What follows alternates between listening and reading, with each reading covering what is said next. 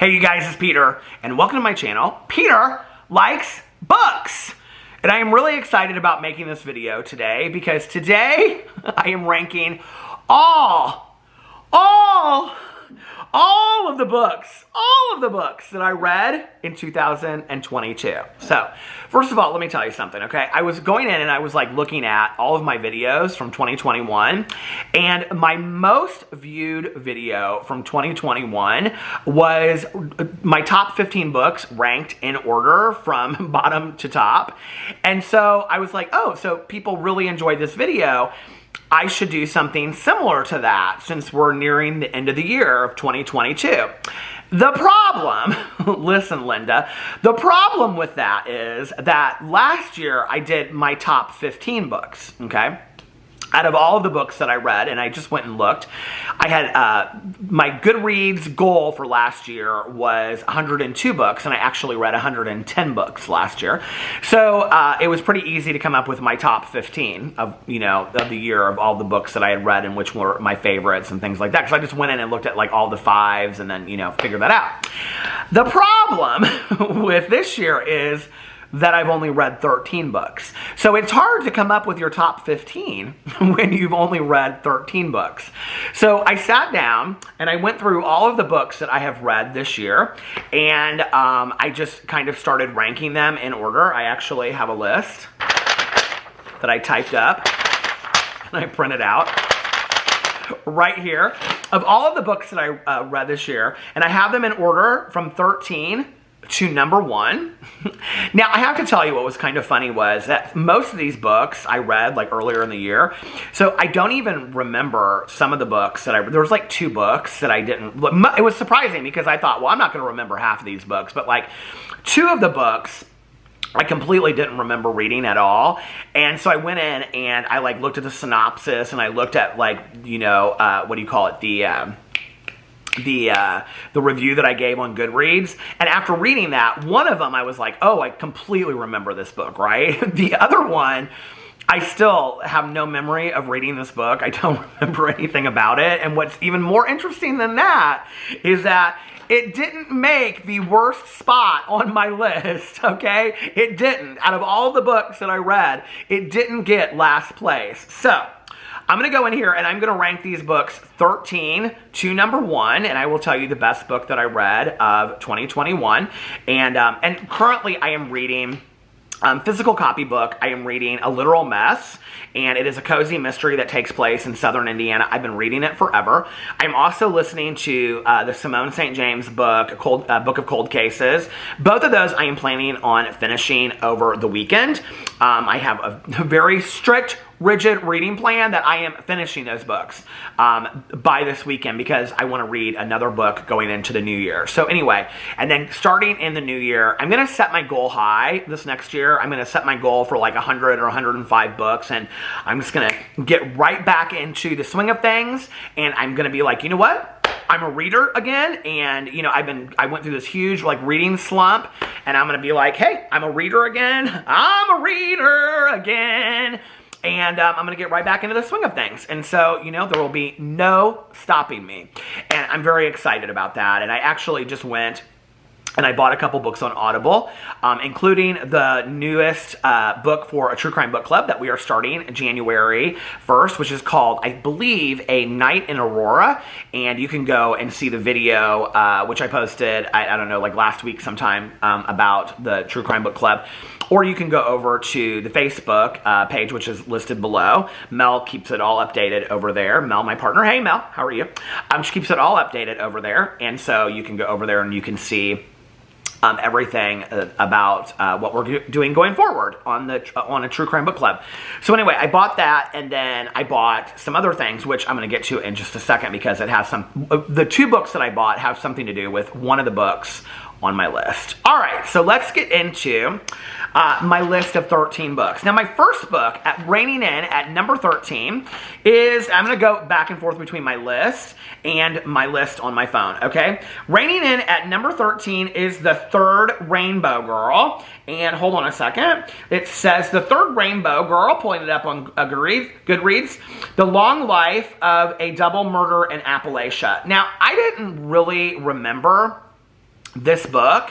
I mean, I remembered it, and I was like, okay, this was a pick that we had for a true crime book club. I believe that it was the book that we read maybe in January, because two of the books on the list are from the true crime book club.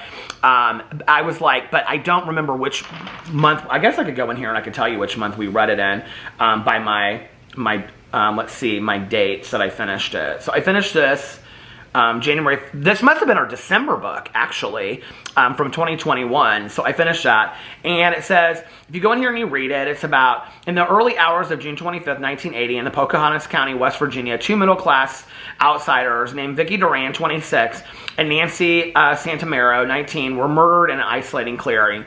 So it goes in and it kind of just like talks about all of that. The thing is it really was more of a memoir of somebody's telling about what had happened during that whole time. It was less of a true crime novel, and that was what I said, and I ended up giving it 1 star out of 5, which I have to tell you, for me, to give a book a 1-star rating is like really, really difficult. Like if you write a book, like I don't even care. Like if it's, I mean, if you just put the same word on the same page, on every page, on 300 pages, I probably would give you 1 word. So for me, like it has to just be so boring for me to just give 1 star. So it must have been really, really boring for me to give it 1 star. And I, like, when I was reading the synopsis, and it goes on and it talks about, you know, all the different things and all this kind of stuff in here, and as time passed through the years and whatever.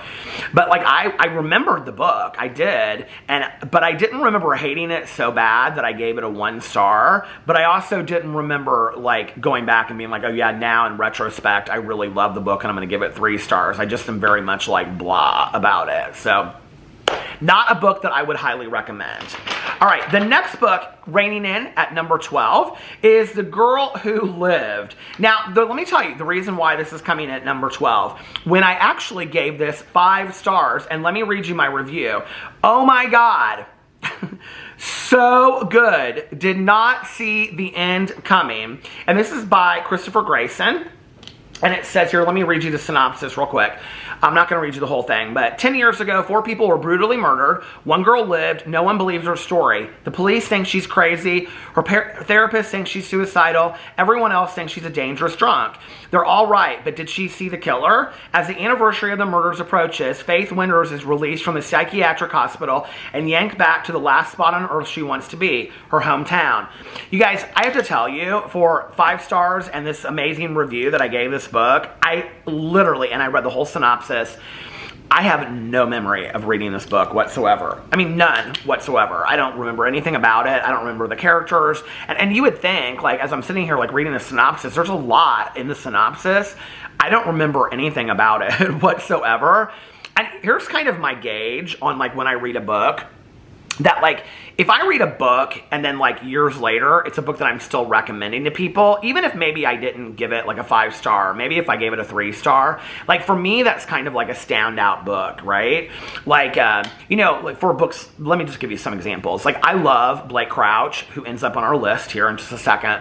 And when I read the Pines books years ago, there's 3 in the series. They were so fantastic. I recommend those books to people all the time. Are they the most well-written books in the world? No. Are they, you know, the most fantastically imaginative books in the entire world? They're pretty imaginative, but the best? No. But are they a really great read? Absolutely. You know, it's like Paul Tremblay's The Cabin at the End of the World. A lot of people didn't like that book. I loved that book, you know, and it's a book that really has stuck with me. And I think it's also like why books like by like Taylor Jenkins Reid, like all of her books, like have really, really stuck with me through the years, you know, like The 7 Husbands of Evelyn Hugo or Malibu. What was it? Malibu Rising, is that what the book is called? Things like that have really, really stuck with me through the years, you know, and it's like I can go into my list and I can see books that were maybe not necessarily 5s, although those were that I was just speaking of, but they have really, really stuck with me. There was actually a Christmas book that I read like 2 years ago or 3 years ago. I mean, I could look it up and find out what it was called, but it was the book about the girl who is coming out of, she's like real rich, she's like the daughter of somebody, and she comes out of her Pilates class in Los Angeles and she slips and falls and dies, and then she becomes like kind of like a Grim Reaper, and she has to like be part of like the Christmas Carol. Like, I loved that book so much as a Christmas book. It's a young adult book. I think I was gonna say it's by Holly Black, but it's not. But like, I recommend that book to everybody. Like every time, like they're like, "What's a really good holiday book?" Like I always look it up, and I like it's something Carol. Like it's a play on the book, the title of Christmas Carol. So I always like look it up, and I'm like, okay, this is what it's called, and I find out. Which you would think that by now I would, you know, have that memorized. But anyway. That wasn't a 5-star book, but that's a book that, you know, like I recommend to people. So when a book, like I can't remember it whatsoever, or it has like, it doesn't resonate with me whatsoever. Like, I'm like, okay, it was a 5-star when I read it, but like you don't remember it like a year later. So anyway, all right. Then the next book coming in at number 11 is Snowbound, and this is by Blake Crouch. And what was interesting when I was looking at my list was that I read like 4 Blake Crouch books in a row. I must have been on this like Blake Crouch, like, I don't know, fix or something like that. But if you guys know who if you don't know who Blake Crouch is, Blake Crouch was the writer of The Pines and the Pines series, which they ended up making into a TV series with Matt Dillon. And the TV series was fantastic too. I think it was out for 2 seasons and then they canceled it. And that was how I found out about him. And he has actually written many really great books recently. Hold on just a second. I think he has like a new book out that just came out not too long ago. He wrote like Dark Matter, Recursion, and all those books. Oh, Wayward Pines. Those are the books that he wrote. Yeah. So, and then he just came out with a book this July called Upgrade. And so his books like Dark Matter and Recursion are some of my favorite books of like the last 5 years. And he writes a lot about like physics and things like that, but he writes them and like dumbs them down into like layman's terms.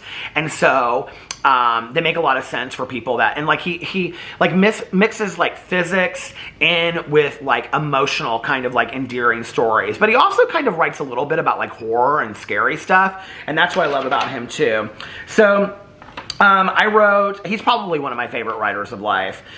So I wrote So Good, one of the best thrillers I've read in a long time, different than I expected. Wow, won an inning.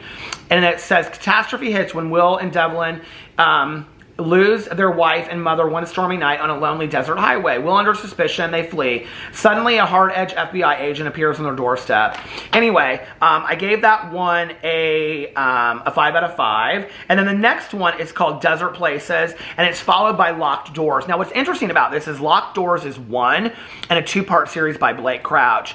And it's about this guy that's like taken and he's put in this cabin out in the middle of nowhere. That's Locked Door, or that's Desert Places. And I actually gave like that, like even though that's number 1 in the, it's not a series, it's like 2 books, I think, together. But I actually rated the second one higher than the first, because the first one is like about him like being like taken by this like serial killer guy, and like he's out in this cabin and he's trying to get out. The second one is about him like seeking vengeance on this guy. And I don't know why I like the second one better, but the second one was so much better. I mean, for me, Blake Crouch can't do any wrong. Like when I read a book of his, I just think his books are fantastic. So I loved Desert Places, and I loved Locked Doors. Oh, you know what I missed was my number 10, and that was called Perfect Little Town, which was another book by Blake Crouch. If you're looking for a Christmas book, this was actually kind of like a really weird Christmas book. It was about this couple, and they were going to this Christmas town. I think this is the one. Hold on a second. I'm almost positive it is. But let me pull it up and read to you. I don't know why I would have read it. Perfect Little Town. Here it is. It was like really like weird and kind of like creepy. Why does Goodreads load so slow? Ron and Jessica Stahl are a power couple from Southern California on a Christmas driving holiday in the Colorado mountains. When they stop for the afternoon in sleepy, I need my glasses. I don't know why I try to read these things without my glasses. Hold on. When they stop for the afternoon in sleepy Lone Cone, population 317, they're charmed by the quaint tourist town, which is filled with B&Bs, candy stores, and gift shops. But the folksy hospitality will vanish as the sun drops behind the mountains. A winter storm is approaching, and the Stalls couldn't have picked a worse night of the year to get snowed into this perfect little town with a dark, dark secret. You guys, it was really scary. It was kind of like, it was like weird, okay? It was like about this like, well, I don't want to tell you in case you want to read it, but it was about like do you know, like, have you seen these, like, movies and TV shows and Twilight Zones where people get trapped in this town and, like, the town has, like, rituals and traditions? It was, like, one of those, okay? It was very, very weird. And the thing about Blake Crouch is, like, he doesn't, like, did you ever see, like, I can't remember, Ari Lester, who's the horror movie director that did, like, Hereditary and Midsommar and those kind of movies? Like, how he is not afraid to, like, go there, you know? Blake Crouch isn't afraid to go there. Like, he goes there, right? So, like, you might, like, have somebody that, like, all of a sudden, like, gets their head cut off and it's, like, running down the street or something with no head. So he does all that. So that was number 10. And then Desert Places, Locked Doors. I put Desert Places on here twice. I don't know why. Anyway. And then Fangirl. I have Fangirl on here, which was manga number 2. I don't know why. I messed this whole thing up, you guys. I have 13, 12. Did I leave some book off of here? I probably did. I have... Okay. I'm going to have to look down here at the end of this and see... Oh, yeah, I did, but I know where it belongs. So anyway. Okay, so Fangirl was my next one. And Fangirl, this was the second manga. I actually just talked about this in a previous video that I did. I loved it. But I didn't feel like it was like, I mean, I gave it a 5 out of 5, but I don't believe that it deserved to be like number 1 of the year. You know what I mean? Like, it's a manga book based on Fangirl by Rainbow Rowell. But it was good. It was cute. You know what I mean? It was great. The next one was Herald's End, and this is by J.T. Leroy. J.T. Leroy is an interesting author if you don't know anything about her. So J.T. Leroy was an author that came out, I think it was in the 90s, and came out with a book, and the book that I read first was called Sarah, but the book that J.T. Leroy is famous for is called, hold on as I pull it up, The Heart is Deceitful Above All Things. J.T. Leroy became kind of this cult figure that, like, the lead singer of Smashing Pumpkins and Courtney Love and, like, all of these people became, like, obsessed with and became friends with and would talk to on the phone, right? The thing was that J.T. Leroy was actually, like, a 35-year-old woman who had somebody that was just dressing up as J.T. Leroy, and the whole thing was, like, busted out, and it was supposed to be like this 15, 17-year-old boy that was like writing these novels that were so vulnerable and whatever. And like Sarah, which was like one of the favorite books I've ever read in my life, was about this like kid that's like a prostitute, like, and refers to herself as a lot lizard in this book. And it's fantastically done. Like the writing is so well done. So I saw this book that came out that was called Herald's End. And, I had watched this documentary about J.T. Leroy. I think it's on HBO Max. It's really, really well done. And it goes in and it talks all about like where J.T. Leroy is now today and what happened in the past and all this kind of stuff. So anyway, I was kind of like, I wonder if J.T. Leroy has written anything else. And I noticed this book that was called Herald's End that supposedly had these like beautiful drawings in it and things like that. So I ordered it off Amazon and it came. It's very, very short. I don't even know, hold on, how long it is. Let me see. 100 pages. But it's like every third page is a drawing. It's about this kid that's a drug addict. I think he's a heroin addict. And he's also a prostitute. And I don't even know how to explain this book, but there was something very endearing about it. And he is, like this guy, like hires him, like to be like as a prostitute, but then he like kind of takes care of him. I mean, it does kind of get a little weird sexually at one point, but he hires him to take care of him. And then he gives him this, hold on, what is it? He gives him this, I don't know what the thing is that I'm talking about. Oh shit, what's the word I'm looking for? Why can't I think? A snail. He gives him a snail as a pet, and that's Harold, that he has to take care of. And so it's really about this is why she's such a fantastic author, okay? It's really this analogy of this kid taking care, and this kid has all these friends that he runs around on the streets with. Him taking care of this snail is an analogy of like society and where he is, and it's just, and it's fantastically done, but it's very sad. And it's just really her writing is so vulnerable and sad and just kind of like, I don't know, it's just a lot. It's a lot to read. And I powered through that in like a day or two, but it just was like a lot. It was really a lot for me to read, but it was so well done. So that was the next book that I read. And then Go Down Together was a book for True Crime Book Club. And that was Go Down Together, hold on a second, pulling it up. The True Untold Story of Bonnie and Clyde, which Mel picked because Mel is obsessed with Bonnie and Clyde. And I have to tell you, I loved it. I gave it 5 stars. And, you know, I didn't know a lot about Bonnie and Clyde, and I definitely didn't know the true story behind everything to do with Bonnie and Clyde. You know, I had never seen the movie, but I've seen like pictures from the movie, stills from the movie, and you know, they come across as this like power couple and whatever, and I didn't really know like the frailty of them and like how tough it was for them. And I had actually gone to Zach Bagans' museum in Las Vegas, and I had seen like their tackle and fish like lure box that they used, and like they had some other things there of Bonnie and Clyde's, and so that was kind of interesting. But to hear what it was like for them, like on the road and where they hid out and stayed and things like that over this period of time that they were like on the run, like it was very, very interesting. If you like true crime, especially like historical true crime, I would definitely recommend this book. It was a really, really great version of a true crime telling of something historical. And we've read a few historical true crime books in a true crime book club, and I think this was probably one of the best that we've read. Okay, the next one was Go Down Together. Oh no, that was the last one. Sorry. Canyons, Caravans, and Cadavers. And this is book, I think like 5 maybe. Number 6 in Tanya Cardis's series of books that's about a woman that she's real rich and famous, living on 5th Avenue. She gets divorced from her husband. He has a lot of legal problems, and so, or does he die? I think he dies. Does he die, or is he? I can't remember. But anyway, it's been a while since I read the book.